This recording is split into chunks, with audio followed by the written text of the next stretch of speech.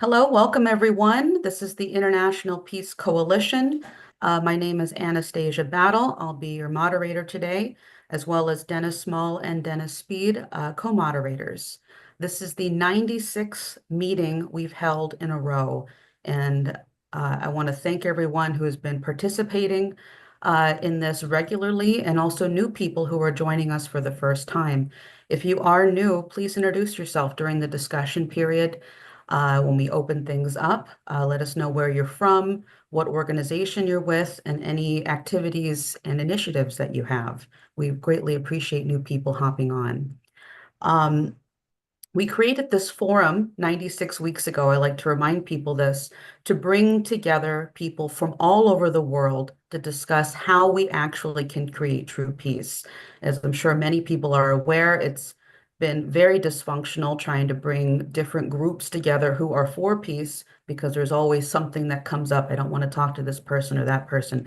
We want to bring people together to have a mature dialogue, and that's what we're doing here today. So you may find that there are people you don't agree with, and that's great. We want to have that dialogue with people so we can understand how to create this true peace process. With that, I think it's very clear with what's been happening over the last week, really a few weeks, that the people who we have been organizing against, they want to have this war. They want to have a nuclear conflict one way or the other, whether that be in over Ukraine, whether that be over Palestine, whether that be over Iran. There are moves by the British and by others to make this happen. So our intervention into this process right now is vitally important. So we'll have an opening dialogue process with a handful of speakers, different leaders from around the world, and then we'll open it up to the general discussion to participants. So with that, I'd like to have Helga Zepp-LaRouche, who is the founder of the Schiller Institute and the initiator of the International Peace Coalition, to start us off today. Please go ahead, Helga. Yes, hello to all of you. The world is every day moving into new, confrontations, surprises, shocks. And at this point, I think nobody can say if this will end badly or if we can move the world into a new paradigm of international cooperation.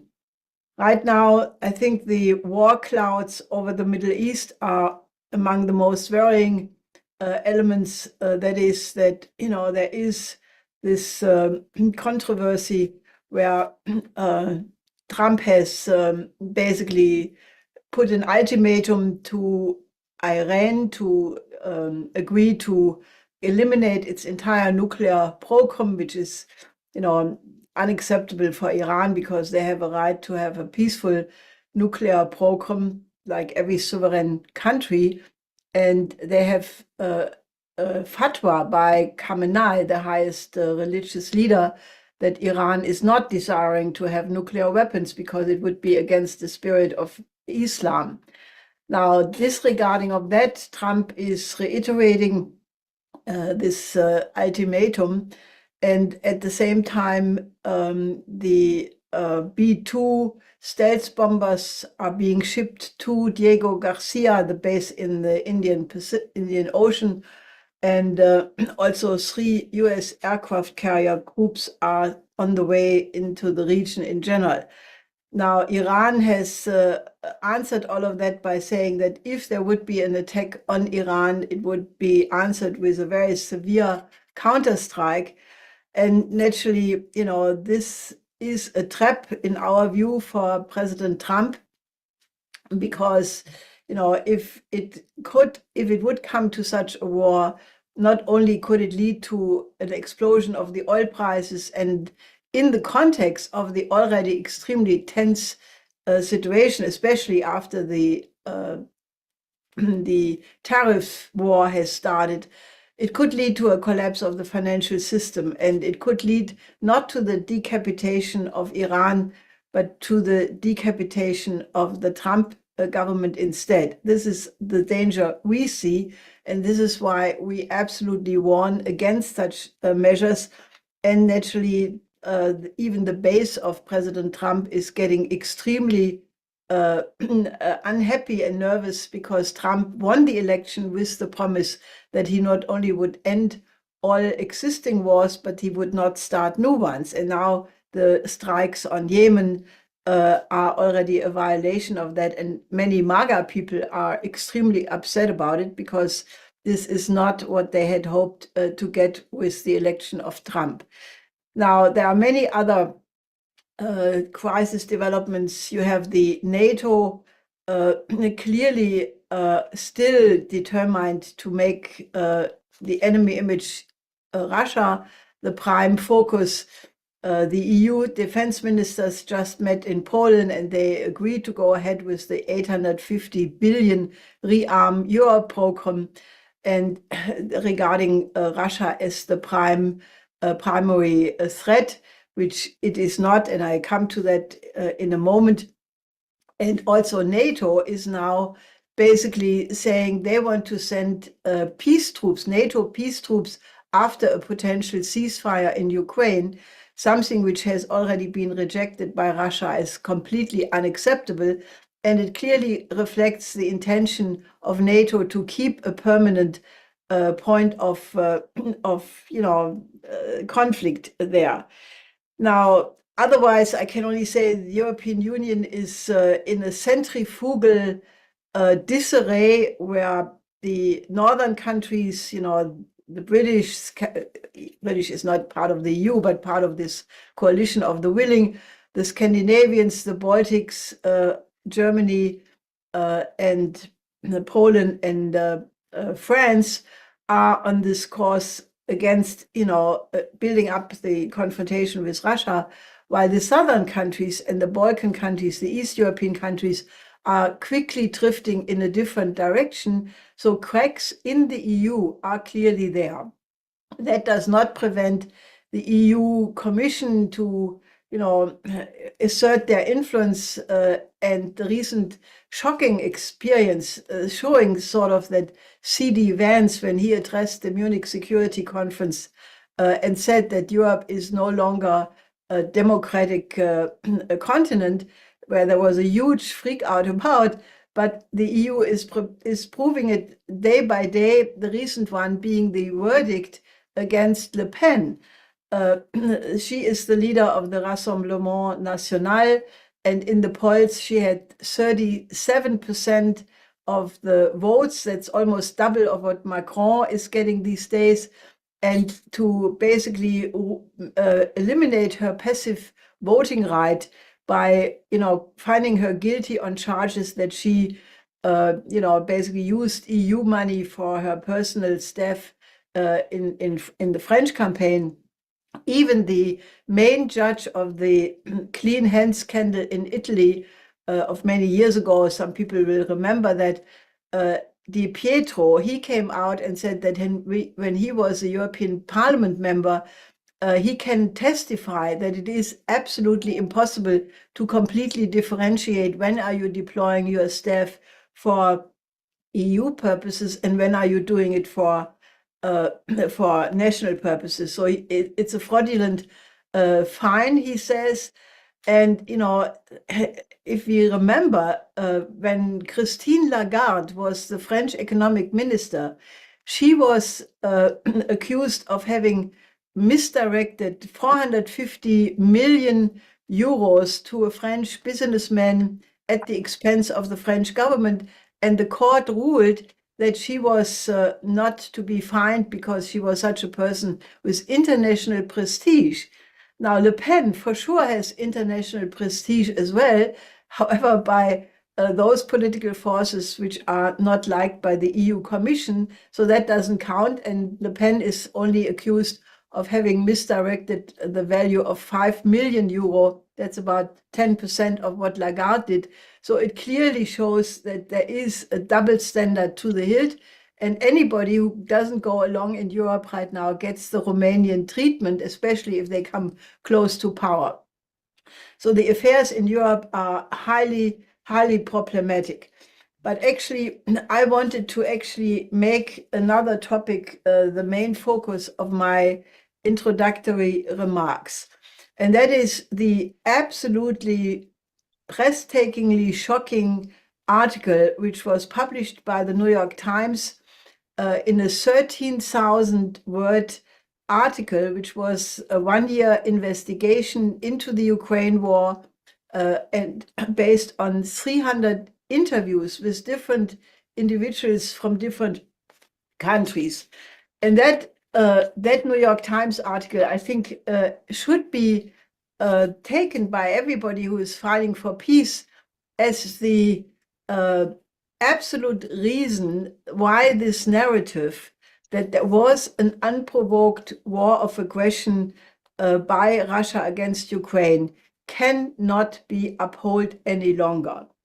Now, what this New York Times article basically says is that not only were there 12 secret spy bases in Ukraine dating back to 2014, mainly the Maidan, shortly after the Maidan, but that especially after the initial special military operation had come to a hopeful point of resolution with the Istanbul negotiations, where Zelensky and Putin had basically agreed to a ceasefire and a settlement of the crisis. And then Boris Johnson famously went to Kiev and told Zelensky to absolutely keep the fight going, that they would have all the backing of NATO. And now it turns out that the New York Times reveals that in Wiesbaden, of all places, in the Clay Barracks, which is the headquarters of the US Forces for Europe and Africa, that there was a high-level combination of generals, officers, and that only 2 months after the Ukraine war had started, high-level Ukrainian generals went there in plain clothes to discuss basically operations together with the CIA and US military forces. And then the article describes in great, great detail all the many operations which were conducted from Wiesbaden into Ukraine.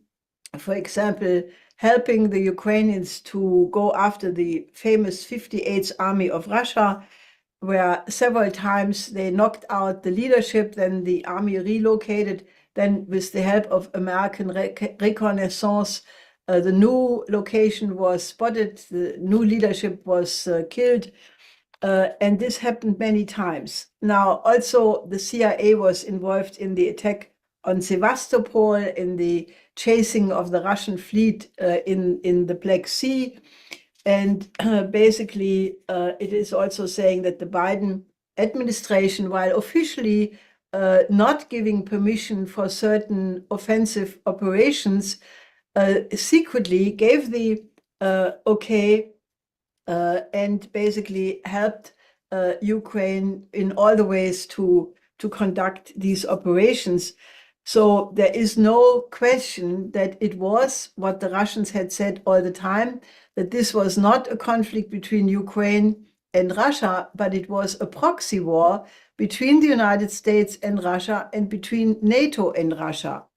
And that the entire American secret services, CIA, NSA, DIA, NGA, were all involved, and that basically they even discussed how to operate plausible denial. They said, if you ever are asked, did you hit a Ukrainian target, you should not call it target, you should call it point of interest, so that when you are asked, you can say, no, you never targeted something in Russia. The CIA was also involved in the bombing of the Kerch Bridge and so forth and so on. Now, I think this New York Times article should be taken by anybody who is fighting for peace, that it confirms that the Russian version of what was being said was the correct one, and that, you know, the entire story of the unprovoked war cannot be upheld. And therefore, the politicians who have been peddling that for the last 3 years should officially correct their view for honesty's sake, because I believe that only if the truth about what happened is being reestablished, and also, that the root causes of the crisis are addressed, which, you come to detect when you look at the manipulation of this narrative, then you can find a solution. And if you don't do that, you will be kept in this web of lies forever until it's too late. So my proposal to this present meeting of the IPC would be that all participants use this New York Times story to demand from their politicians, wherever they may be, that they have to correct what they have been saying about it, and there must be in parliaments and other gremia a real correction of what actually happened, because the whole story falls together with that demontage of this lie. So I think this is something we should all be concerned with, and if people want to discuss it, we should do it. Thank you. Thank you, Helga, for that opening and overall view of what's going on in the world. Always greatly appreciated. I did include in the Zoom chat the link for people to see this New York Times article, and so they can use it. So please, everyone, check that out and get that around. Next, I'd like to continue with the discussion, just jumping off of what Helga went through. We have Professor Steve Starr, who is a nuclear weapons expert. He's a professor at the University of Missouri and the former director of the clinical laboratory science at the university. Thank you so much for joining us, Professor Steve Starr. You always do a thorough job scaring the pants off everyone. So please go ahead. Thank you very much for having me today. I appreciate the opportunity to speak. I'm going to share my screen with y'all.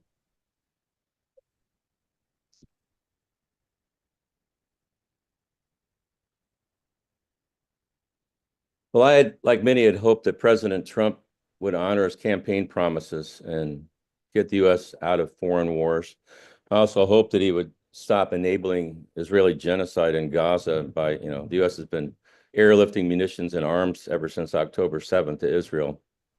But instead, it seems, well, he started bombing Yemen, massive bombing campaigns. And Yemen is the only country that's actually acted to support the Palestinians by instituting a blockade in the Red Sea. And this makes me less than optimistic that the U.S. is going to avoid a war with Iran. I asked today, will the U.S. attack Iran and trigger Armageddon? Armageddon is considered, it's the final battle described in the Bible. And Zionist Christians, fundamentalists, there are many of them here in the U.S., they believe that Armageddon is God's will, and it has to come about before Jesus returns. So with that, I decided I wanted to use a number of clips today of people that are very well spoken, can provide a very good overview of what's going on. And I begin with Patrick Henningsen. Again, you've got Trump openly threatening Tehran in an attempt to try to force them into what seems to be a version of the nuclear deal that he, of course, pulled the U.S. out of back in 2018. And now not only is the U.S. bombing Yemen, but the Pentagon also announced on Tuesday that Defense Secretary Pete Hegseth had ordered the deployment of an additional aircraft carrier and more U.S. assets to the Middle East. So how do you see the current tension and what the Trump administration is really going for here? No, they're clearly escalating. So they're planning for a long campaign, bombing Yemen, of course, for the Yemenis, for the Ansar Allah, aka the Houthis. They're used to it. They've been basically under bombardment from the U.S. proxies, Saudi Arabia and the UAE, for the better part of a decade. That war that was begun by Barack Obama in March 2015. That's almost 10 years, almost to the day, last week, 10 years ago. So the Yemenis are prepared for that. But the U.S. is now trying to escalate to posture that they're going to launch an attack on Iran.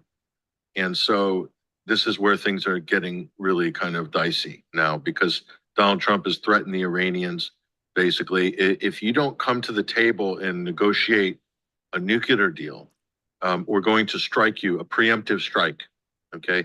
Now, if you look at Trump's own nuclear doctrine, it includes low yield tactical nuclear weapons, ground penetrating bunker busters.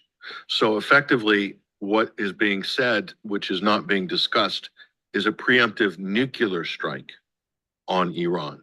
Okay. That's not a small thing. Okay. So why is this? Because, well, Israel wants the U.S. to make Iran negotiate not only its civilian nuclear power industry, but also their missile program. Okay, that's the back end of this that nobody's talking about. Obviously, that's what it is. There's no evidence that Iran has any nuclear weapons. They are a nuclear threshold state, which means that they have the potential, should they choose to assemble a nuclear weapon, and they can do so within weeks, or within a month, or within weeks probably. So, but they're not the only nuclear threshold state in the world. There's others that have the same capability, but the U.S. isn't threatening any of those countries. Okay, they're just threatening Iran. So this idea that somehow Iran is a threat to U.S. security is not true. The only perceived country that perceives them as a threat in the region, in realistic terms, is probably Israel. Okay, Saudi Arabia and the other Gulf states, they're actually engaging in some kind of rapprochement brokered by China recently. So unless the U.S. preempts a war, then all of those Gulf states will become targets for an Iranian retaliation because they have U.S. bases in them. Why would Iran want nuclear weapons? Well, their neighbor Israel has quite a few nuclear weapons. They have the Jericho 2 intermediate range missiles, Jericho 3, which are intercontinental ballistic missiles, and those can even hit targets in Europe and Moscow. Israel has 5 German diesel subs that carry nuclear-armed cruise missiles. Israeli F-16s and F-35 fighters carry nuclear bombs, and the Israeli nuclear arsenal, I believe, is about 200 to 300 nuclear weapons. Some estimates are lower, but I think those lower estimates are made for political purposes. Henningsen isn't the only person that believes that Iran is going to be attacked, and I'm going to let Scott Ritter elaborate on that. Let's get started with the news coming out of the Israeli Channel 14. A large-scale attack on Iran will begin soon. An unprecedented assault since World War II. Scott, what's your understanding of what's going on and the way that Donald Trump is handling the situation with Iran and Iranian as well? Look, I've been saying till I'm red in the face that Donald Trump is serious about attacking Iran. That if Iran doesn't put its nuclear program on the table, Iran will be struck. And I also am of the belief that this isn't going to be, the kind of strike that's hitting Yemen. This will be a nation-ending strike. This will be a strategic air campaign designed not only to eliminate Iran's nuclear potential, but to eliminate the regime. If the regime reports are true, then this is about what's ready to happen. And I think Iran has committed suicide. I'm sympathetic to the Iranian plight. This doesn't mean that I support what Donald Trump is doing. I condemn it. There's no justification under international law. But Iran has been playing a very dangerous game, and what I think is a stupid game.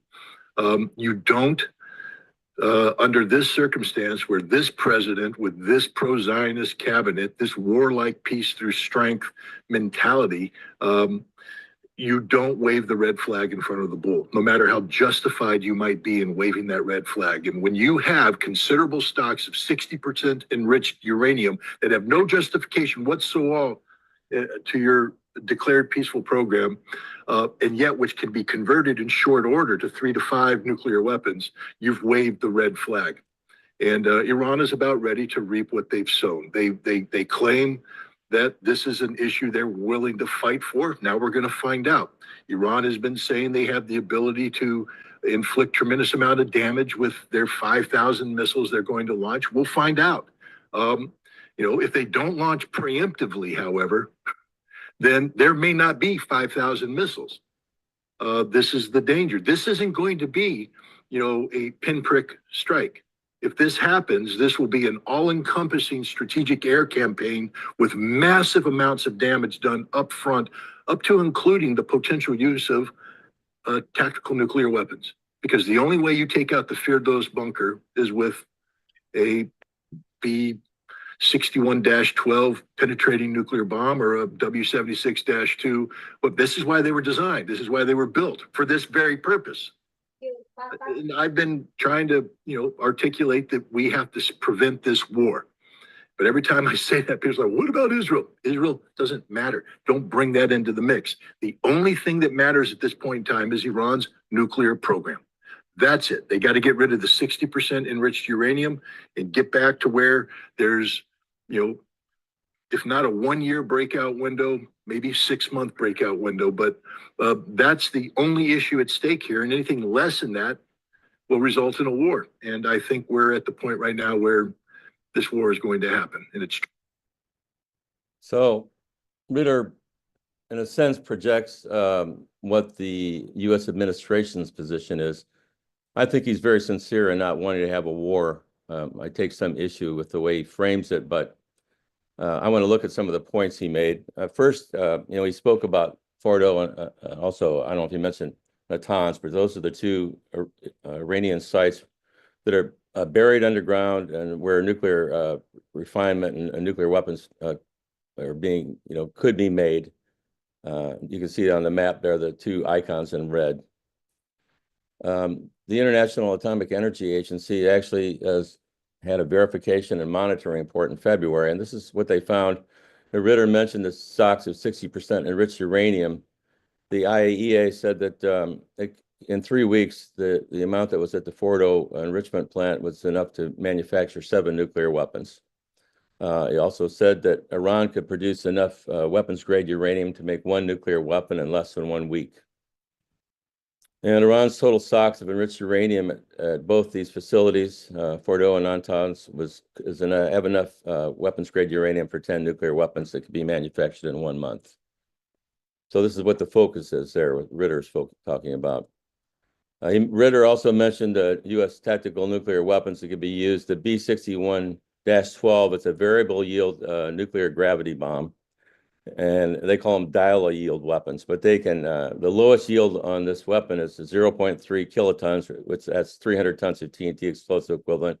You can see from the images there that when the bomb was test dropped, it went completely underground. Now, the thing is, these weapons, they'll go underground, but they can't go deep enough to contain the explosion. The nuclear testing in the Nevada sites has shown that even a 1 kiloton bomb has to be detonated 100 meters or 300 feet below ground to prevent venting of the radioactive, cloud.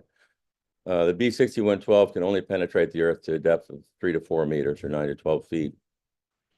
Ritter mentioned the W-76-2 nuclear warhead that's carried on some Trident subs. It's a so-called low yield, but it's got an explosive power of 5 to 6 kilotons. It's 1/2 to 1/3 the power of the Hiroshima bomb. It cannot penetrate the Earth, so it would be used as a ground burst detonation if the U.S. used that.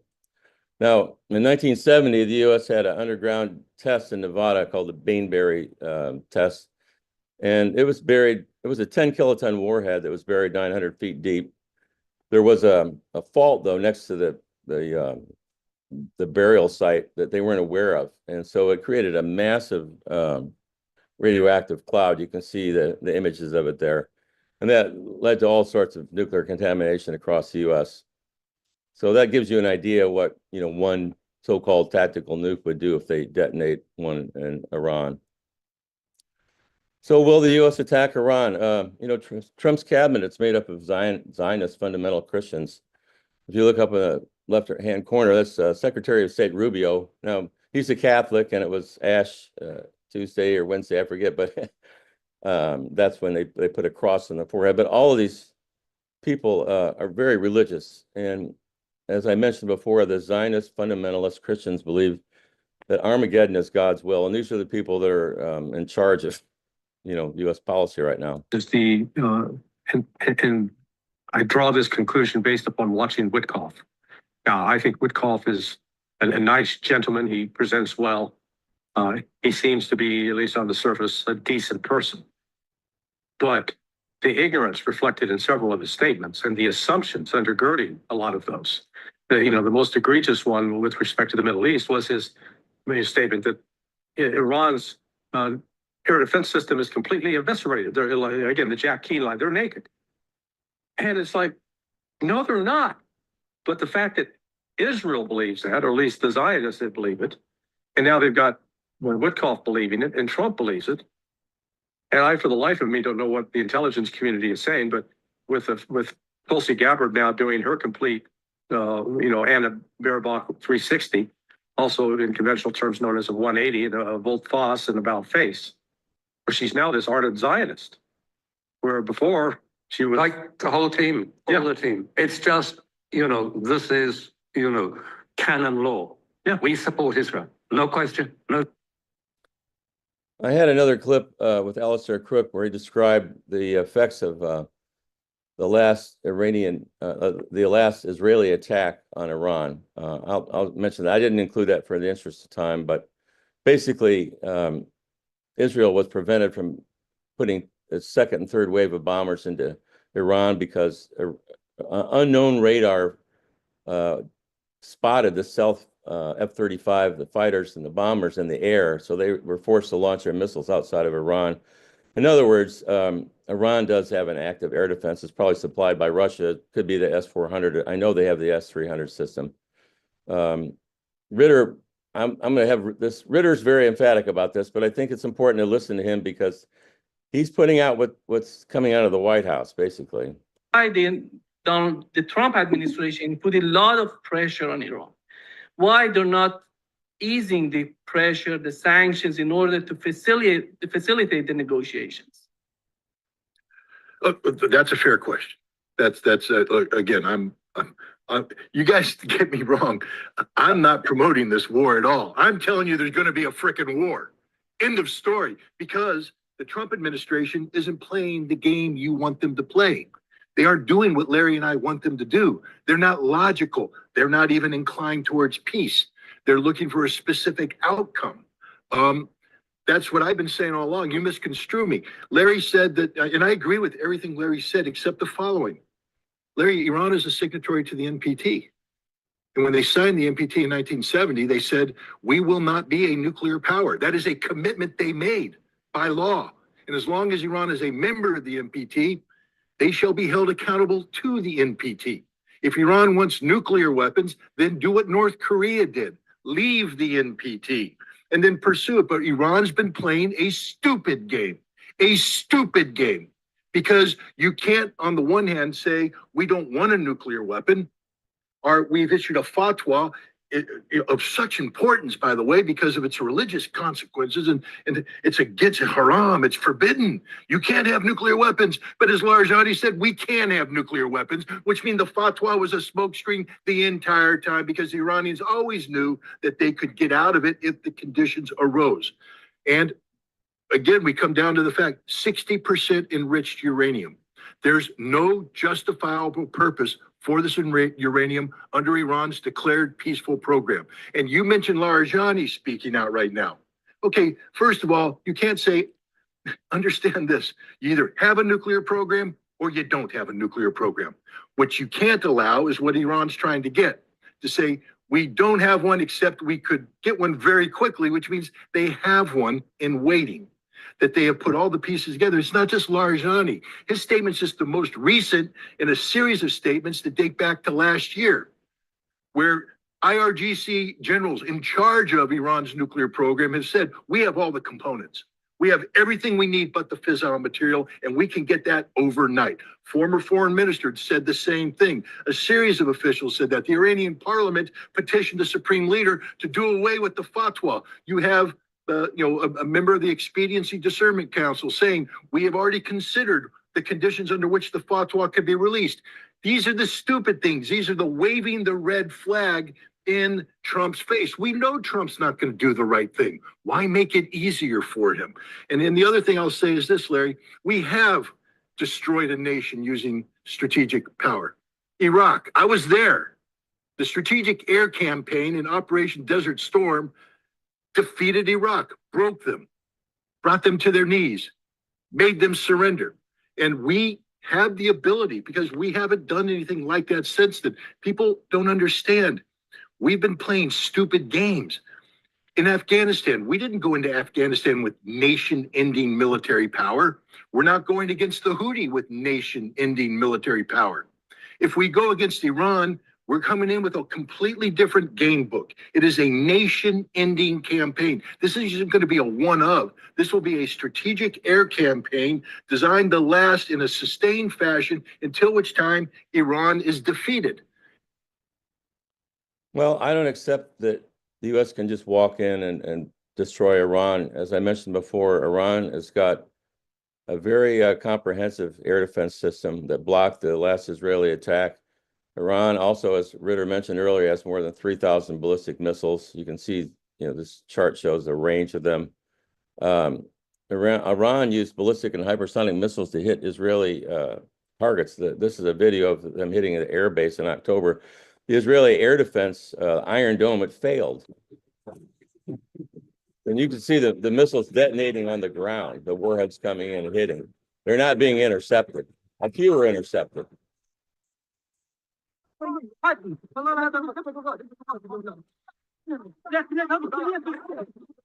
Israel and the United States are not immune from Iranian attack.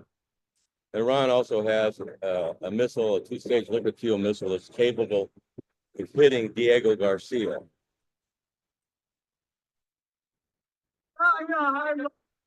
So, one last question. Will Russia defend Iran against an Israeli and U.S. attack? Fear will happen is the United States will attempt to strike.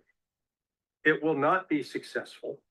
It will maybe have some limited success, but it will still leave Iran in a position to start retaliating. And, they'll take out oil fields. They'll take out the Al Udeid Air Force Base in Qatar. They may even hit Israel. And then we're on the brink of World War III, because particularly if we use nukes, I don't see Russia standing by saying, oh, those Americans, those crazy guys, we'll just look past this. They've got the security arrangement in place with Iran, and China and Russia both have been conducting regular military exercises with Iran. I don't believe they're doing that just because they were bored and didn't have anything better to do. Scott, we had reports from Russia. It says that Russia has warned the United States that strikes against Iran would have catastrophic consequences. How Catastrophic regional consequences. Yeah, regional consequences. Make sure you throw that word in there. Yeah. Catastrophic regional which means Russia's not going to war for Iran, but you continue your question. And so Ritter's point, he doesn't believe that Russia would intervene. Johnson's not so sure. If Russia does intervene and we have a full-scale nuclear war, then we wind up with a nuclear winter. Let's hope not. I really think this is a total tragedy that's about to unfold. And, anybody in their right mind, any president that would do this, Trump should know that if he does this, it'll cause oil prices to go to $300, $500 a barrel, it'll collapse Western financial markets, it'll collapse the U.S. stock market. So that's my only hope, that this will not happen, that the self-interest in domestic politics might prevent this. But I'm not quite so sure, because we're dealing with unreasonable people that have really fundamentalist religious beliefs. Thanks for your time. Thank you, Steve. Thank you, Professor Steve Starr, for always going through a pretty thorough overview of things. I wanted to ask Helga if you have a response to what Steve's gone through thus far.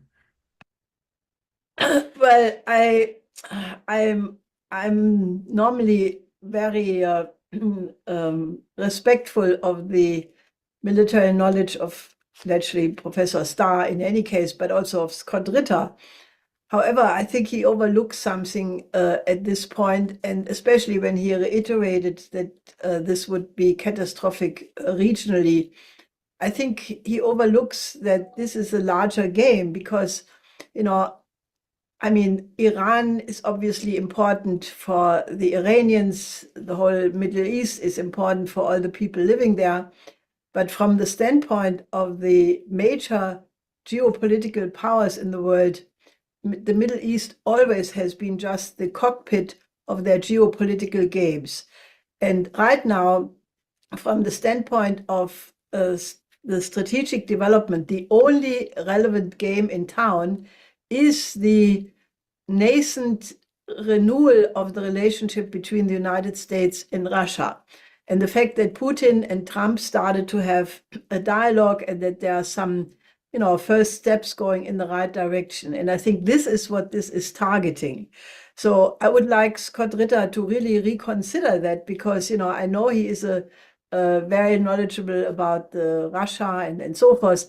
And I think he misses this most crucial point. And I really would like, you know, that we debate this out. I mean, the British, who are the instigators and clearly, I mean, documented the instigators of the Ukrainian war again and again. It was Boris Johnson who nixed the potential to come to a settlement in March, April 22.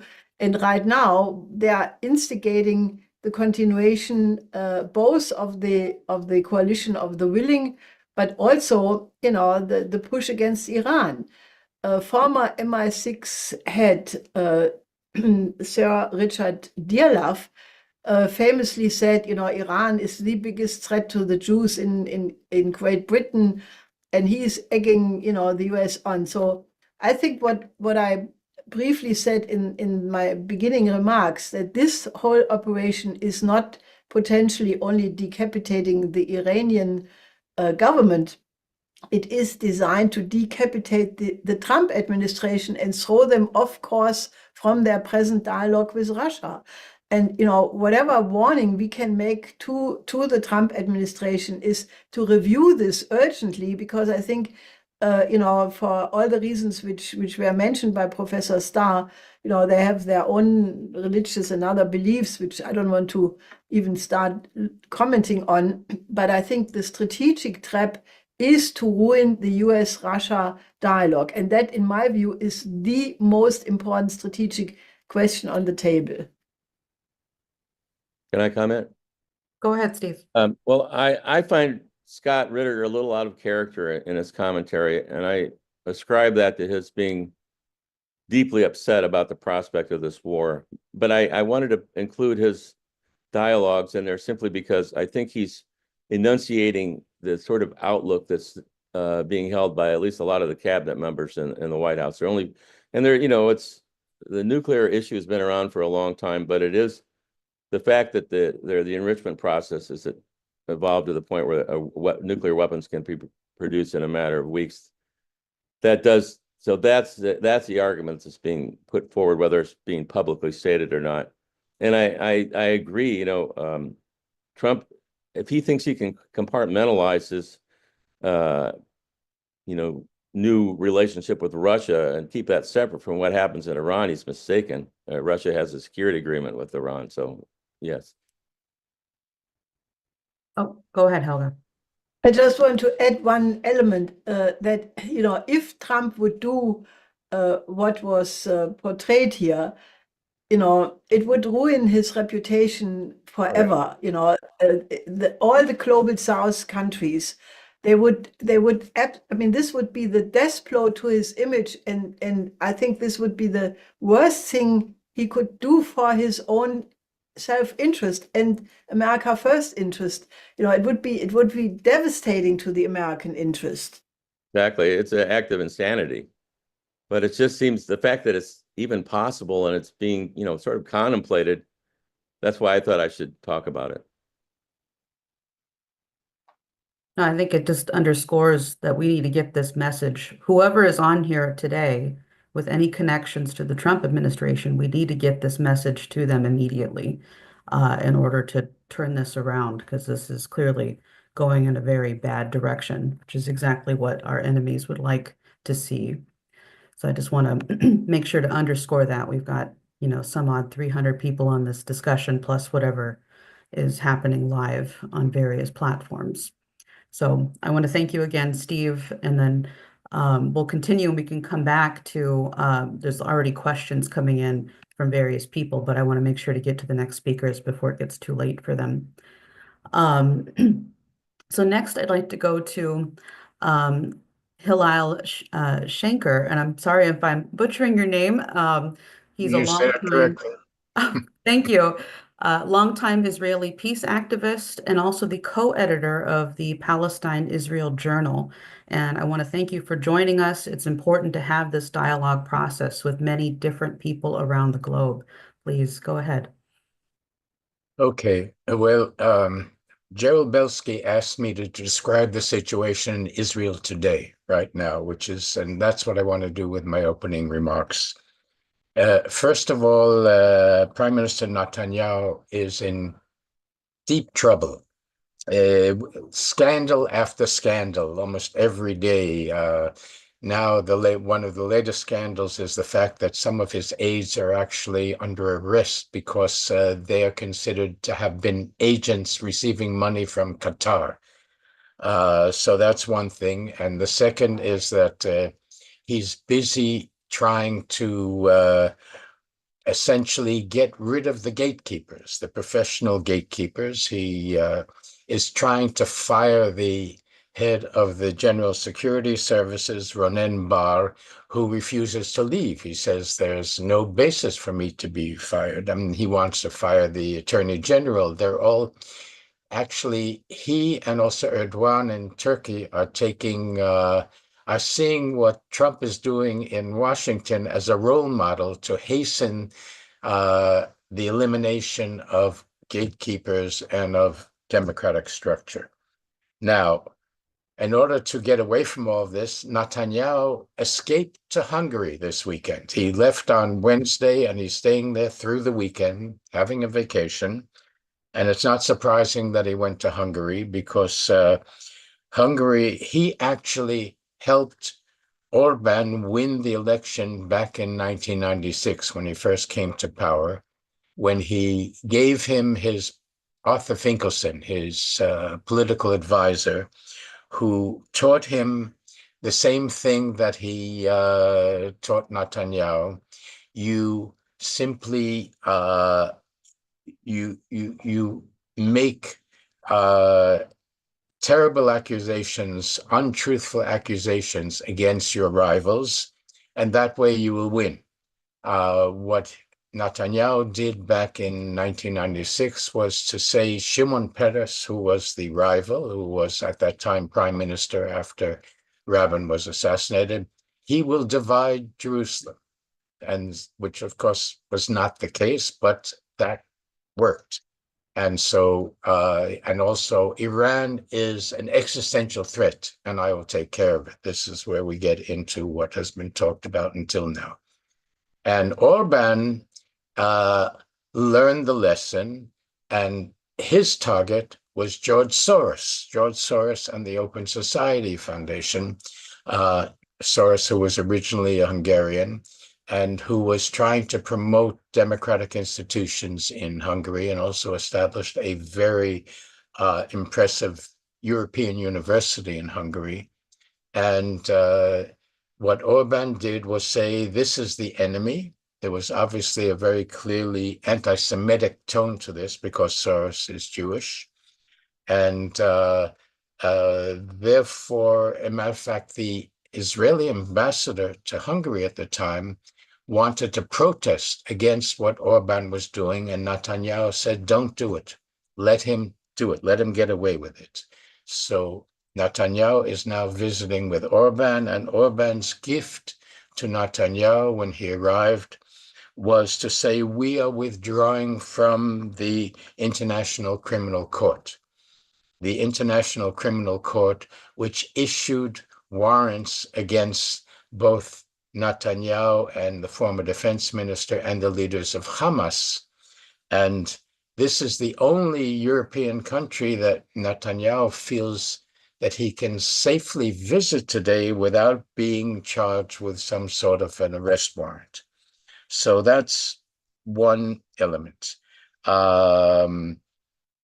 Since the war began, and even beforehand, when there was an attempt to undermine the independence of the courts, a clear majority of the Israeli public is opposed to Netanyahu. Every Friday, the Ma'ariv daily, one of the leading dailies in the country, has a poll of what would be the result if an election were held today. And even before the war began, but also since the war began, what is clear is that the opposition would win and the current coalition would lose if elections were held today. I looked at today's poll. Today is Friday when it comes out. And although Netanyahu has been regaining some strength compared to the blow that he suffered on October 7th, the result today says that the coalition parties, his extreme right-wing Likud party, along with the even more two extreme parties of Jewish Strength and the Religious Party, along with the ultra-Orthodox, would only get 53 seats out of 120, while the opposition would get 67 seats. That's after Netanyahu has regained a certain amount of strength. A majority of the public is demonstrating every Friday, and now also recently when he tried to fire the head of the General Security Services, the next day. There are these big demonstrations, tens of thousands of people in the streets. This is echoed about what is happening also in Turkey in terms of Erdogan jailing his primary rival, the mayor of Istanbul. You see big demonstrations there as well. A majority of the Israeli public in all polls say they want the ceasefire to continue. They want the war to end so that the remaining hostages, both the living and the dead, there are now 59 remaining hostages, and about half of them are considered to still be alive. And also the Israeli economy is suffering, and families are, many 300 days of reserve duty puts tremendous stress on families. The protests are all calling for a national commission of inquiry to investigate the failures surrounding the deadly Hamas attack on October 7th. They call for the resignation of the prime minister and new elections. And yet, the situation today is that Netanyahu seems to have a safe majority in the Knesset, at least until October 2026, when the next election is scheduled to take place. Because despite the fact that he is losing in the polls, he has 68 seats out of 120 in the Knesset itself. Only two things may cause the elections to be held earlier. One of them is there is a general demand in Israeli public for the ultra-Orthodox, who are about 17% of the population and who do not serve in the army. There is a general demand saying that they are not sharing the burden that everybody else is sharing. And there's going to be a big struggle over this issue. Netanyahu tries to get away with not having to deal with the question. The other problem, the other possibility of new elections is if Netanyahu feels that it's worth gambling and calling elections because maybe some sort of, he feels he's been achieving something and the public will follow that, will believe that. And so he could call new elections. But obviously in the UK and in France, both Sunak and Macron called new elections. They gambled and they lost. They lost in the UK. The Conservatives lost to the Labour Party. And in France, Macron ended up with actually the Left Alliance coming in first, which was not exactly his plan. Now I get to the question that has been discussed until now by Professor Small and by the people who were all in those videos, and that's the question of Iran and their nuclear potential. Netanyahu dreams of convincing Trump to attack Iran. That's quite clear. He actually worked very hard to convince Trump to originally withdraw from the original nuclear deal, which had been signed by Obama, and without putting anything in its place, which is what enabled what Scott Ritter is saying is so dangerous, the fact that they are playing a dangerous game by moving ahead with so much enriched uranium and being on the threshold of possibly making a number of nuclear weapons. So Netanyahu has always based his policy, his approach to the public by saying, I am the strong man who can resist the existential threat that we are facing, with the existential threat being the possibility that Iran will have nuclear weapons and then would attack Israel, although Iran actually, in its entire history, hasn't actually really attacked anyone. It's been attacked over and over again when you look at the historical record. So we have a situation where Netanyahu understands that Israel cannot attack the Iranian nuclear program on its own. It needs the United States. It needs Trump to agree and to participate. And here is where I think I approach the situation slightly differently from what we've heard until now.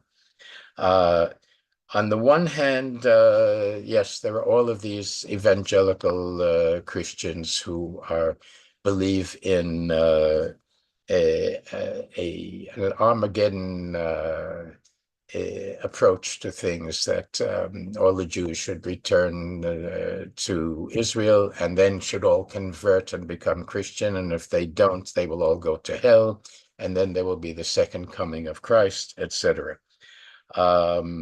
Now, Trump, when he was campaigning, said, look at what happened when Biden was president. When I was president, there were no wars. And suddenly along comes Biden, and you have Russia, Ukraine, and you have Israel and Gaza and Lebanon and a bit of Iran.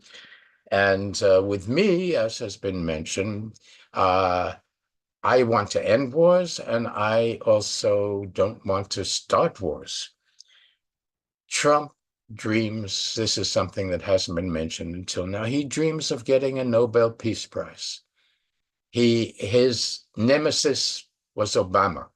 He wanted to undo everything that Obama did, and he also wanted to outdo everything that Obama did. Now, Obama was given a Nobel Peace Prize simply for not being George Bush, for the promise of what he might do, which he never did. Now, Trump would like to get a Nobel Peace Prize for actually achieving something, for ending the Ukraine-Russia war and for ending the war in the Middle East. Now, a key to that possibility is the Saudis. Now, Saudi Arabia, which is today really the leader in many respects of the Arab world, initiated back in 2024 at the UN General Assembly meeting a global alliance for a two-state solution, which 190 states have signed on to. Obviously, two of the states that haven't signed on to that are America and Israel. Now, the Saudis,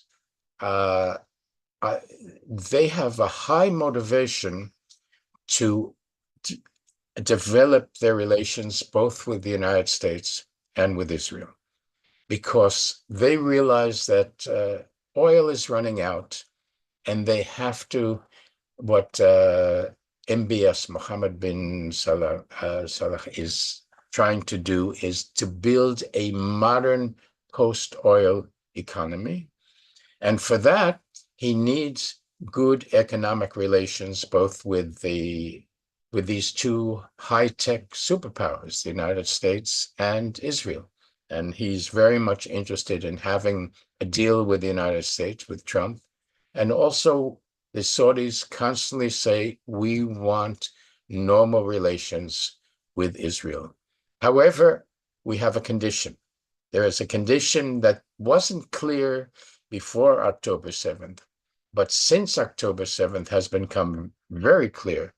They're saying, we are ready to have the agreement with the United States and with Israel, but our condition is that there is a clear path to a Palestinian state, to a two-state solution. And if I have today any cautious grounds for hope, which would also include the fact that neither the United States or Israel would attack Iran, and we would also move forward towards an end of the war and a resolution of the Israeli-Palestinian conflict, then it is the Saudis and the Arab League in general standing firm and saying very clearly, these are our conditions. We are ready for peace with Israel. We are ready to rebuild Gaza, but we won't invest a single cent, penny, euro, or whatever, unless our conditions are met. The Egyptians there is something called the Egyptian Plan, which is essentially a development of the Arab Peace Initiative from the Beirut Summit Conference back in 2002, which says that the entire Arab world, backed also by the 57 members of the Muslim Cooperation Association, all Muslim countries, meeting in Tehran, of all places, all said, we are ready to have full normal relations with Israel on condition that the occupation ends, and that of course, at that time, there wasn't a war, but obviously the war has to end as well, and there has to be the readiness to move forward towards a two-state solution. So I will stop there. Thank you very much, Mr. Schenker, for that. I think what you went through, especially in the reaction of the Israeli people to Netanyahu, I think really everybody on this discussion should be underlining this. It's very important that we hear how the Israeli people are actually responding to this, because otherwise it's just like, oh, everybody thinks the same way as Netanyahu. That is not the case. Not at That is all. not the case. Yeah. So I think it's really clear that there is potential for motion right there, and I have a similar hope that we can organize this two-state solution in the very near future. So thank you so much for presenting this today. I'd like to bring on actually a friend of yours. We have a video statement from him, Grashan Baskin. He's been on a number of times. He's an Israeli columnist, social and political activist, and a researcher of the Israeli-Palestine conflict and the peace process.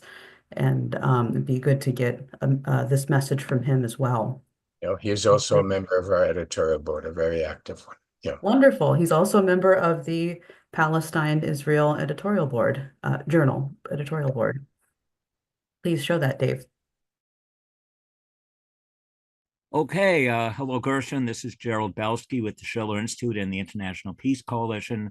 I know you've been a long time peace activist, negotiator, researcher, historian, and I wanted to ask you your opinion of what is going on in Israel today, where it seems that the mass of the population wants and is demanding an end to this war and a return of the hostages. Now, of course, the criticism of that has been they have a certain lack of concern for the Gazans who have been slaughtered in this war. But some people have characterized this as close to civil war.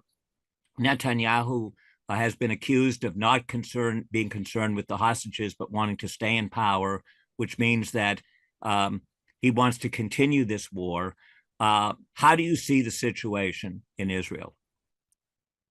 There's no question that Netanyahu's strategy here is to continue the war, to continue to kill Palestinians in Gaza, to create a desire of Palestinians to leave Gaza in accordance with the plan that was presented by Trump, which I don't think even Trump stands behind anymore, of evacuating the Palestinian population from Gaza. But Netanyahu has created an administration within the Ministry of Defense for the voluntary departure of Palestinians from Gaza. Netanyahu claims that the military pressure being used now is aimed at getting the hostages back. But in fact, we know from a year and a half of war that the military pressure gets hostages killed. There is a false expectation in Israel that the military pressure with the threats by our defense ministry, Israel Katz, that Israel will take Palestinian territory from Gaza and annex it permanently, will push Hamas to surrender. Hamas will not surrender. Hamas will never surrender to Israel. In fact, what could happen very easily is that the Hamas, who remain in control of parts of Gaza and are holding 59 Israeli hostages, 24 of them are believed to be alive, could simply begin executing these hostages. This is the pressure that Hamas has, and no one in Israel is considering that. Of course, Netanyahu's strategy is based on his desire to stay in power, while he's embroiled from one scandal to another in his court hearings for corruption, has to be called to the police to testify in a case now called Qatargate, of which employees, close employees to Netanyahu, have been apparently paid for by Qatar through third parties over the past couple of years. With regard to the Israeli public, the polls show clearly that the Israeli public wants this war to end, that they want the hostages to come home, that they want Israel to withdraw from Gaza. But Israel is an exhausted society, traumatized still by October 7th of 2023, living that trauma every day. So even though there are demonstrations taking place all around the country every single day, and they're not small demonstrations, they're large, but they're not large enough to convince the Israeli government and Netanyahu that a majority of the public wants the war to end or wants Netanyahu to step down and stop being prime minister, even though that's what the polls say. Netanyahu can always say, the silent majority support me. Now, it's also very true that you said, what you said, that the Israeli society is not very concerned with the tragic death, the massive killing of Palestinians in Gaza, more than 50,000, the total destruction of the Gaza Strip. Only a margin of the Israeli society talks about the war crimes committed by Israel in Gaza. That doesn't mean that they're not recognized by a much bigger part of Israeli society, but Israel is still in trauma and living in despair and tired, exhausted from this war. So are the Palestinians, by the way. I mean, Palestinian society, both societies have gone through the biggest traumas that we have experienced since the creation of the State of Israel in 1948. What's going on in the last year and a half to Palestinians in Gaza is worse than the Nakba of 1948 for the Palestinian people, not only in Gaza, but for Palestinians all over the world. And what happened on October 7th was the biggest trauma facing the Israeli Jewish population or the Jewish population around the world since the Holocaust. And we're not even post-trauma yet. We're living in the trauma. So it's very difficult to expect the kind of maturity that's required from a society to come up and stand against the crimes that are being committed by their own society. Eventually it will happen, but it's a little too fresh still for the majority of Israelis to own up to what the State of Israel has been doing in their name, in our name. Could you discuss your peace initiative? I know that you have been promoting an initiative of former Prime Minister Omer and the former Palestinian Foreign Minister Nasser Kidwa to discuss, who have been traveling around the world. I know I saw you at the Vatican a few months ago discussing this with the Pope. What is the status of that, and where do you think this could lead? Well, the initiative was to bring these two former leaders together to see if they could agree on a vision for the future They both state that they're not in power and don't have the ability or the justification to negotiate an Israeli-Palestinian agreement, but they wanted to present a vision which has three components to it. One is ending the war in Gaza, withdrawing from Gaza, returning the Israeli hostages and freeing Palestinian prisoners, and establishing a Palestinian professional technocratic government in Gaza that would then also invite an Arab security presence to be in the Gaza Strip to help to stabilize the situation.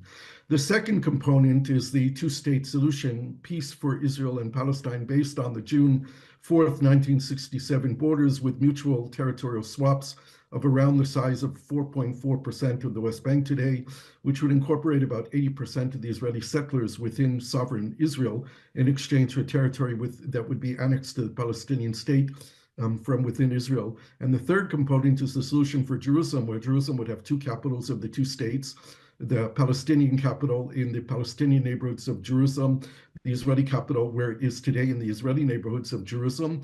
But the old city, 1 square kilometer size, actually less than 1 square kilometer, would not be under Israeli sovereignty or Palestinian sovereignty. It would be under the trusteeship of 5 nations, of which Israel and Palestine would be 2 of the 5. Their initiative, we brought them to meet with world leaders. They've met with about 39 heads of state, foreign ministers, and other senior representatives of various countries. And in February, we held the first meeting that we brought together 100 Israeli and Palestinian influences, people from Israeli and Palestinian society, who were required to say that they agreed to the principles in the Olmert Al-Qudwa document in order to attend the conference. It was a very, very interesting meeting that we held in Larnaca, which was very forward-looking, not the traditional Israeli-Palestinian meeting of mutual recriminations and blaming who's responsible and arguments over narratives, but really, how do we get out of the mess that we're in and how do we move forward and how do we create a situation of self-determination and national dignity and freedom for both peoples, the Israeli people and the Palestinian people. We are now focusing this initiative in Israel and Palestine. And myself and my Palestinian partner, Samer Sinjalawi, have established the Alliance for Two States, which is working alongside of what was established in September in New York last year by the Saudis, the European Union, and the Norwegians at the time, called the Global Alliance for the Implementation of the Two-State Solution. The Global Alliance has now held meetings in New York, in Riyadh, in Brussels, in Oslo, in Cairo. The next meeting is planned for Rabat, Morocco. There are 90 countries participating in this meeting. The Morocco meeting is going to be co-sponsored by the Dutch government and the Moroccan government, and we hope that they will be inviting Olmert and Nasser al-Qudwa to address this meeting. This will be the first time that this governmental forum of 90 countries will actually be bringing in civil society. We're also planning a meeting in June in Paris with the invitation from President Macron of up to 1,000 Israelis and Palestinians, if we have the financial resources to do it, of Israeli and Palestinian influencers, activists, people from both societies in support of the Al-Qudwa Olmert initiative. We are stepping outside of the framework that's traditionally used in Israeli-Palestinian meetings of Chatham House rules, and we want to shine the light on this. We want to bring in the media and show that Israelis and Palestinians are meeting and talking about peace. We need to break this deadlock that's existed for 2 decades now, where both societies believe that there is no partner for peace on the other side.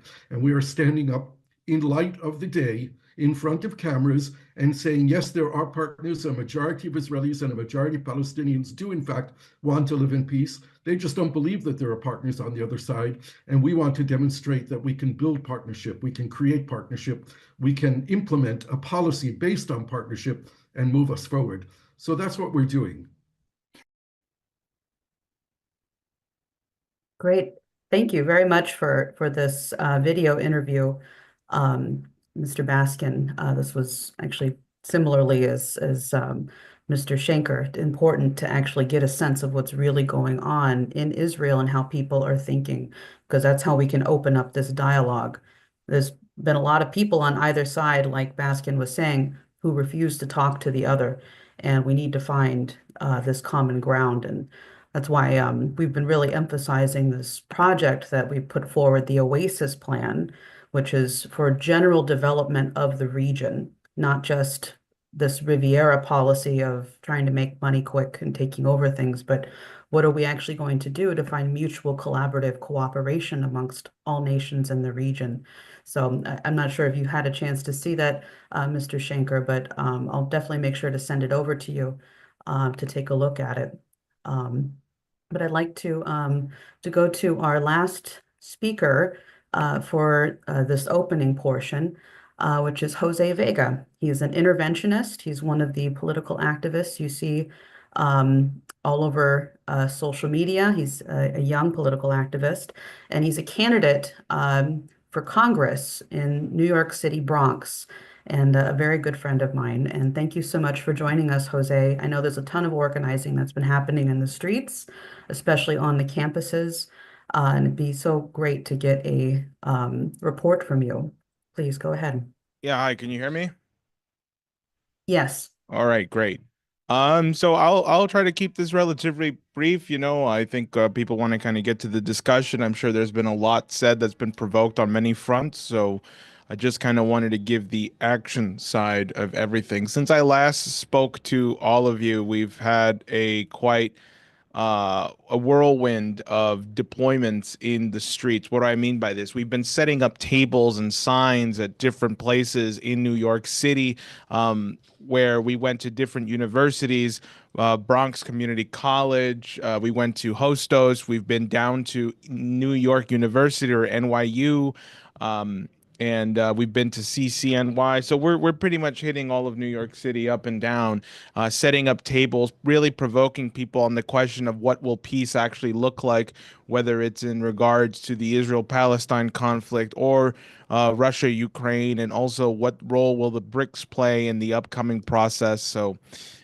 we've been very busy collecting over 200 contacts of people who've signed up with us that we need help getting back to, quite frankly. But, we've had a lot of interest generated in us being out there in the tables with the signs and whatnot. And I wish I had pictures to show you on videos. But what I can also tell you, by the way, is that last time I was here, it was last week, the next day after Dr. Mark Perlmutter, a thread that I hope people have been following. He is one of 4 doctors who was in Gaza in the last 3 weeks.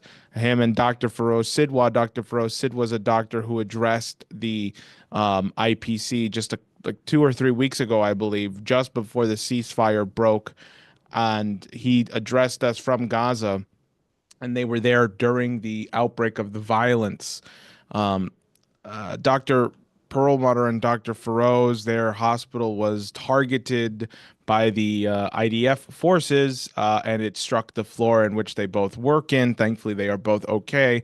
And Dr. Mark Perlmutter arrived on U.S. soil 6 days ago, and I went to go and interview him. And there he makes a plea for people like those who are on this call right now, that you need to go out and tell the people who don't know what's going on or don't know what's even happening. You need to go and tell them what's happening, and you need to start acting. And one of the ways you can do that is by sharing that interview. But of course, also just continue to educate your neighbors, your friends, your families. Because quite frankly, if anybody on this call was actually doing quote unquote enough, we wouldn't be in the situation we are in now. We can all always be doing more to bring about peace, and that's why you're all here on the IPC calls. So on top of the social media interview, we also did bring it to the street. So we had this interview with Mark on Saturday night. We wrote a leaflet, part of my campaign, detailing what Mark was talking about and, the targeting of the hospital he was working at. We wrote a 2-page leaflet, and the next morning it was Eid. And here in the Bronx, there's a very big Muslim community. So we went to a park that had thousands of people in it who were up at 8 in the morning doing their prayer, or 7 in the morning doing their prayer on Eid. And we were there handing out leaflets that were detailing what Dr. Mark Perlmutter and these other doctors actually went through. So it was a very, it wasn't just trying to get people to like and share something, but really bringing it to people's attention by going out in the streets and talking to people about this. And there was some recognition from me in my campaign. People came up to me excited that I was there, asking if I was going to run again, asking how the election went. So, and then later in that day, we went to a Munter Isaac event. Some people may know who Dr. Munter Isaac is. He's a minister from Bethlehem, Christian, who is doing a tour. I believe the tour is over now, but he did another 2 weeks here in the United States. We went to that event with the same leaflets. We got it to the people who showed up. And Munter Isaac, made a recognition there that, of course, the peace doesn't just begin or end with the Israel-Palestine conflict, but also with Ukraine, Russia as well.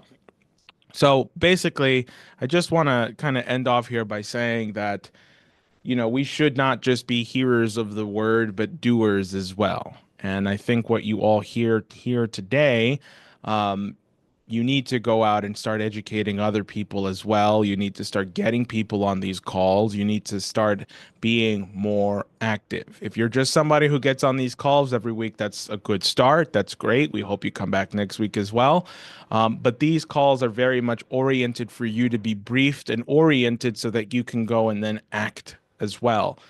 And I don't necessarily know what action looks like for you. I know everybody's circumstances are different. Maybe you work a 9 to 5. Maybe you're listening to this on your lunch break right now. Maybe you have a headphone in while you're working. We all have our lives, but it requires all of us to sacrifice something of our normal lives in order to act and do. And if you're looking for a way to move, our campaign here in New York City is one way in which you can get involved. Anastasia has a list of ways you can get involved. And so with that, I'll pass it right back to you, Anastasia. Thank you, Jose. No, that's an excellent way to start off some of the discussion process. I think that's very true. I'll include my email in the Zoom chat for people to message me if you want to get active. But absolutely, people should also contact your campaign. They can fly out to New York and work on your campaign. If you're an American citizen, go out and work on Jose's campaign. I'm sure it would be a ton of fun. I go out there periodically to organize as well. So thank you so much for the report, Jose. And we look forward to more on the organizing of young people in the United States. It's very, very good. So we're going to go to some responses to what's been discussed thus far. And with us today, we are honored to have His Excellency President Donald Ramotar, who is the former president of Guyana. And thank you so much for joining us and being a regular participant with us, President Ramotar. Please go ahead. Thank you very much.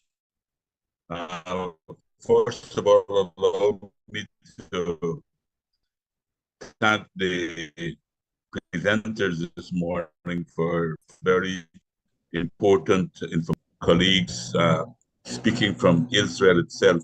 Not very often you get that kind of information. It's not available in the media. At least here in Guyana, we don't get that type of information, and therefore it's extremely valuable what you have been telling us. One of the things that I've noticed now that the forces of reaction and genocide have become so bold that they're not even making any attempt to disguise this genocidal activity that continues in Palestine at the moment, with, as one of the presenters just said, in order to try to force the Palestinians to try to leave. I think that has been given some type of momentum by the election of Trump, and particularly his comment about making Gaza into a tourist resort or something like that he mentioned, and I think that has given a kind of a license to Netanyahu to continue to do what he's doing, and without any even making any attempt now to disguise this massive genocide, so much so that they're openly killing rescuers and medical officers and so forth. That what is shocking what is very shocking in the ruling class, and shows that the system that we live in today have lost its morality completely. Nothing is being said on the mainstream media about what is taking place there. Nothing. You go on CNN, NBC, Fox, you go on BBC, it's all blank, as if nothing is happening in these places when the worst type of human tragedy is taking place. And in a period when the bigger part of the world seems to be in darkness about what is taking place, this horrible situation that is taking place in Gaza. So I think there is much more we could do in trying to raise the consciousness. And furthermore, I noticed too that the United States has taken a very, very aggressive position in trying to shut dissident, any opposition to what is happening anywhere in the world that they are supporting. I noticed the former president of Costa Rica had his visa revoked just because he said that Trump is behaving like a Roman emperor, and he has had his visa removed. And that is a way of threatening a lot of people from trying to express opposition to what is taking place in the different parts of the world that the U.S. Has their interests and have their own position on. So I want to, I think we got to do much more of what we can do to at least throw some more light, because even though it is obvious to many of us who try to follow, and we follow on all kind of different ways we can follow, but in my view, I mean, talking from in Guyana, a lot of this news is totally blacked out from the population, and people are not aware fully. They know in a general way, but fully the extent of the tragedy that is taking place. The second aspect I would like to make is I haven't seen the article that Helga had mentioned in the New York Times about what is about the Russian-Ukraine war, but that is a very, very important development, and that is another issue that we need to do more with. I think I'm going to try to get a copy of that article to see how much we can reproduce them here or use them as reference in other articles that we're going to be writing to bring attention to a lot of people who have been confused, who have been misguided as to really what was taking place with the Russia-Ukraine crisis, and the extent to which Russia has been provoked to make it impossible for them not to do anything, as the NATO was encroaching on their borders and endangering, creating a horrible threat to their security. And I think that is extremely important. Like you, I'm extremely worried about what can happen in Iran. I am very, very frightened about that, because in some ways I probably share Scott Ritter's view about the dangers that this could mean, probably the destruction of Iran, because one of the things I don't like about some of what Iran propaganda is that they talk too much and do, because I mean all the time they're saying you do this and you do that, but then you don't see them anything happening. I mean, they are being hit, they are being so penetrated, their security seems to be so weak that leaders like the head of the Hamas could be assassinated in Tehran with impunity, and nothing seems to be happening and so forth. I think that their line of maybe trying to speak about how strong they are, we know that they have great capacity, there's no doubt about that, but a capacity to confront the United States, I believe there are very, very few countries, probably only Russia and China, we can talk about that type of possibility, and they can very well look at the destruction of their country unless they have some type of assistance. I agree with Scott Ritter when he said Russia was speaking about the regional consequences. because it's very, very clear that they too are concerned about their intervention, the logic of where their intervention can take the situation as far as the world is concerned. It can create a horrible situation which we cannot actually afford, which could mean the destruction of life on earth. So I think they have that. The United States constantly use that to prevent any type of activity. But I don't know. I mean, the Houthis, we must take our hats off to them. This is the greatest form of solidarity that they are doing. They're putting their lives on the line. They're standing up in form and the principles of solidarity, something that we all abide with and we all live with and we all accede to. But the Houthis, we have to recognize their courage and their determination in trying to bring some type of resolution or some type of relief to the people of Gaza. And the kind of punishment, the kind of suffering that the Israelis and the Americans have inflicted in Gaza, it is not surprising that I'm hearing that there were some demonstrations that they're creating a kind of a dissatisfaction in the society there. And we should probably try to express our opinion more to let them know that they're not alone. And part of the whole blackout of news internationally is to prevent that kind of news from getting into the Palestinian people, to let them know that the vast majority of ordinary people in the world are with them. And I don't know how we can, these are issues, I think, those of you who live in societies that are more endowed with technology, to see how best we can get that kind of information, to give them solidarity, that it is not their liberating fighters' fault, that the fault lies completely with the oppressors that are taking place there.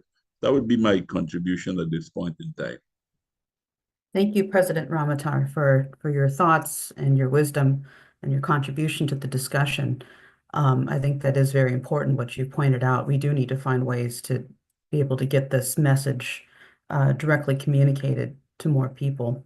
So thank you very much for that. I want to go to Helga Zeppler-Bruch for if you have a response to anything said thus far. Just very briefly, I think that the situation with Iran just illustrates that the security must be indivisible and is indivisible. Because why is Iran trying to, play around with always having the contingency of being able to develop nuclear weapons? Because Israel has nuclear weapons. And, I think that fact is not being counted into the discussion at all. And, I have made many times the argument that the Peace of Westphalia worked because it took into account the interest of every country. And when you have an effort to have a peace agreement which leaves out one or two or three countries, it's the prelude to the next war. And the example of that is the Versailles Treaty, which was unjust to Germany, it was unjust to China, and therefore the next World War was already practically calculated in. That's the one point. And the other one, I wanted to say that despite the fact that we did not talk about it so much today, there is actually very important organizing for the Oasis plan going on among many representatives. We are talking to many diplomats and other institutional forces.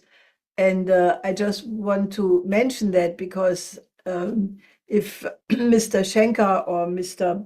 Baskin, would be able to enter with us in a discussion about what to do to promote the Oasis plan as a peace policy, maybe adding it to the Olmert plan, I think that would be extremely helpful.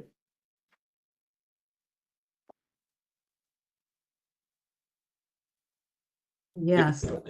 If I may quickly come in just a minute, one other point that I think is very dangerous that is happening. There seems to be a deliberate attempt on the part of the American administration And of course, the Israelis, we know that they have gone beyond the point of caring about anything.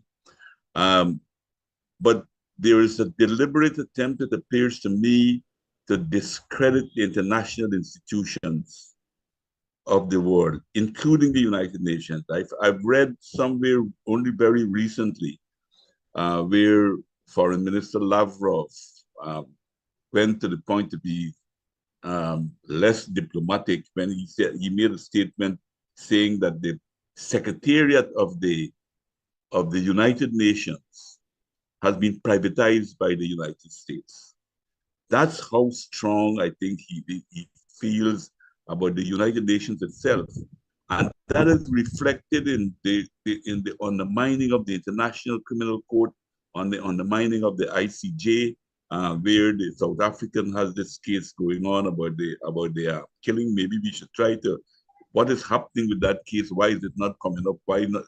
Nothing more is being raised there in order to let them reassert their legitimacy, because at the moment the international law is being threatened and international institutions are being discredited, and all that does is to give more freedom to these forces to continue the inhuman activities going on in different parts of the world. And we haven't even been speaking about what's happening in other places like Sudan and the Congo and many other places where there seems to be, once again, a new struggle developing for the scramble for Africa and its resources. So I just forgot to mention those two things just now. Thank you, President Ramatar. I just included in the chat here the newly formed Oasis Plan landing page on the Schiller site. I'll make sure to post it on the YouTube and various other platforms as well, but you can find it at schillerinstitute.com. And it's right on the top. There we go. Right on the top of the Schiller Institute website. We have one more response, and then we'll continue on with going into the discussion period. But we have Dennis Speed, who wanted to respond to the discussion thus far. Do we have you, Dennis? Both a response, but mainly it's a question I want to pose to Mr. Schenker and to Helga and to President Ramatar. This today, April 4th, is the 57th anniversary of the assassination of Martin Luther King. And as people know, the files that are going to begin to be produced will be not only the JFK files, but also the King and Robert Kennedy files. But what I want to point out is that King, this often happens in many countries, it happened in the United States, is a misestimated figure. In the same way that Frederick Douglass was the most qualified person to be president after Abraham Lincoln, but that wasn't going to happen in 1865. Martin Luther King was the most qualified person to be president in 1967-68. That's not a sentimental assertion or sentiment on my part because I happen to be African American as he was. It's because it's true. There is an incident of his response to the Six-Day War, the war of June 5th to June 10th, 1967. And he was interviewed and he was asked the question about that war. Now, keep in mind at this point, there was no known Israeli nuclear weapons program. In fact, it's likely the first time that Israel began to get nuclear weapons was 66, 67, but nobody knew anything about it. Here's what he had to say. He was asked the question, he was on a broadcast called Issues and Answers. I think we can bring this up. I just want people to see the quote, and I want to get a response from the three. So this was Issues and Answers. So let's go to the other war for a moment, Dr. King. What are your views as a Nobel Peace Prize winner on the complex situation in the Middle East? Well, it is certainly a very complex, King now says, it is certainly a very complex situation. I think first that we must work passionately and unrelentingly through the United Nations to try to grapple with this years-old problem in the Middle East. I would hope that the Middle East will not become an arena for power politics, whether we refer to Soviet Russia here or the United States of America. We have got to achieve peace in the Middle East. And in the Middle East, achieving peace means two things. Peace for Israel means security. The world and all people of goodwill must respect the territorial integrity of Israel. We must see Israel's right to exist and always go out of the way to protect that right to exist. We must also see that Israel is there, and any talk of driving the Jews into the Mediterranean, as we have heard over the last few weeks or the last several years, is not only unrealistic talk, but it is suicidal talk for the whole world. And I think also it is terribly immoral. We must see what Israel has done for the world. It is a marvelous demonstration of what people together in unity and with determination, rugged determination, can do in transforming almost a desert into an oasis. But on the other side is this, that peace in the Middle East means something else. It means for the Arabs development. After all, the Arab world is that third world, a part of that third world of poverty and illiteracy and disease, and it is time now to have a Marshall Plan for the Middle East. I think this is going to be finally the only answer. So long as people are poor, so long as they find themselves on the outskirts of hope, they are going to make intemperate remarks. They are going to keep the war psychosis alive. And what we need to do now is to go all out to develop the underdeveloped. And we must see that there is a grave refugee problem that the Arabs have on their hands. And the United Nations, through all of the nations of the world, must grapple very constructively and forthrightly with these problems. Now, obviously, this is over a half a century ago when these remarks were made, and there are things that one might think and formulate differently. But I just wanted to ask Mr. Schenker and also President Ramatar and Helga if they have any response to what you've just heard. No. If I may, Sure. Please. First of all, I apologize, but I'm going to have to leave in about 5 minutes. So this will be my last comments. And I think that what Martin Luther King said at the time was extremely astute and wise.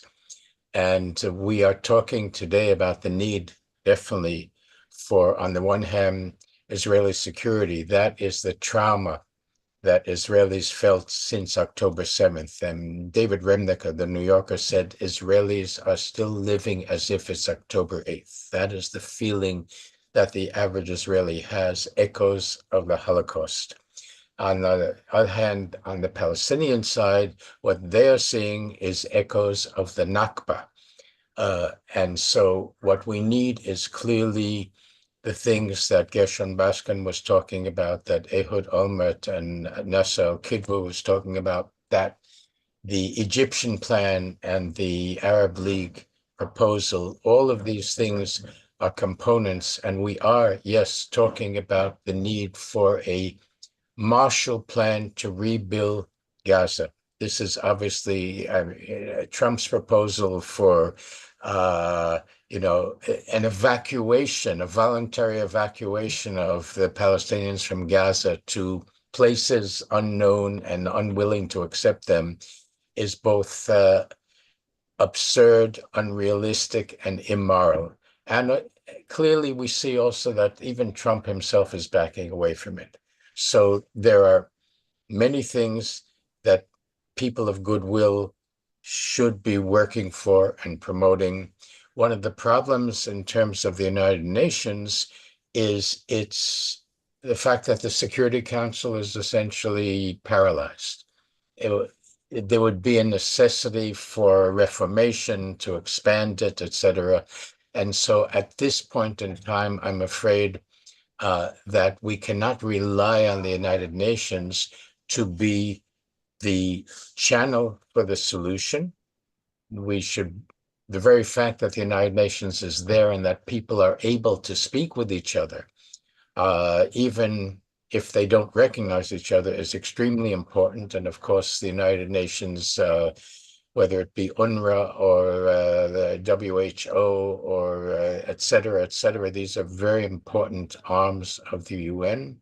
But we have to look for solutions elsewhere at this point to be practical, because that is what is realistic. We will not have a solution. Also, I think it was very important that South Africa brought the case about what Israel is doing in Gaza to the ICJ, the the International Court of Justice.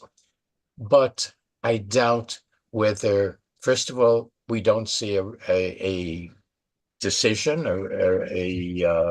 and I doubt whether what they will do also will have significant impact on the field, on what is actually happening in the ground. And some of the things that I outlined before and some of the things that my colleague Gershon Baskin outlined, these are the ways to move ahead. And the region, the Middle East region, has a key role to play here. So does the EU, and so does civil society. And hopefully Trump will also get on the bandwagon, as I said before, because if he wants to get a Nobel Peace Prize, well, there are certain things that he has to do to get it. Otherwise, he won't deserve it.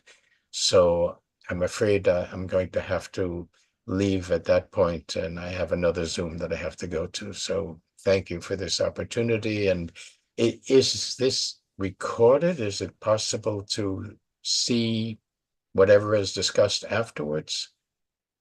The opening dialogue is recorded, and then when we open it up, we take it off the stream to protect the identities of different people who participate. But we are happy to give you a report on the various discussion that people have. Yeah, I'd appreciate it, and I'd be happy to try to answer any questions that people may have afterwards, but I'm afraid I can't continue right now. Well, we appreciate your being part of this discussion. It definitely, I think, was very fruitful and important that people heard what you had to say. So thank you for joining us, Mr. Schenker. Thank you for having me. Okay. Okay, back to you, Dennis, if there's more response from others. Let's say that Mr. President Ramatar, you have anything? Yeah, I would say what you read there shows the unusual intellect that Martin Luther King had. He was an extremely brilliant man and had tremendous foresight of what is taking place, because he practically said what we are saying today. We all recognize that Israel must have secured borders and so forth, but the Palestinians must have a state. Otherwise, this issue would not be finished. That's in the essence of what he said. And he was, as I said, he was an unusually brilliant man with tremendous foresight. And I must say to Dennis Speed, my friend, that he was recognized in the Caribbean even before he died. There's a calypso by our famous Trinidadian calypsonian, the Mighty Sparrow, called Martin Luther King for President. And that was a pretty popular calypso in the Caribbean at the time. So we recognized that song before you did in some ways. But as I said, it's very, very important. His foresight was tremendous in that regard. It was one of the reasons I believe that he was assassinated, because he had moved from just being narrow Black nationalist to one who recognized the broader issues. The same thing I believe happened to Malcolm X, that they both had risen above where they began with and began to see the world in greater terms of the oppressed and the have-nots and so forth, that eventually led to their assassination, because of where they would be leading the masses of the United States at that point in time. So I'm very glad that you really resurrected that quotation that should be used and kept in the forefront of people, because Martin Luther King has become an icon in the world today. Thank you. Helga? I think, you know, retrospectively, it is a complete endorsement of the Oasis plan. So I think Martin Luther King is a supporter of the Oasis plan. So I think we can be safe and say that. Okay, Anastasia, back to you. Okay, well, we're going to move on to the general discussion with participants in the audience. I just want to remind everyone, if whatever platform you're on, if you're on YouTube, Rumble, X, wherever this is being streamed at the moment, you must be registered to participate in the dialogue over Zoom. You can find that registration page by going to schillerinstitute.com, and right on the top, one of the buttons that scroll on the page, there is the RSVP page to get the Zoom. So just RSVP there, and you can hop on the Zoom here. And with that, Dave, just let me know when we've cut the stream, and we'll move to the discussion.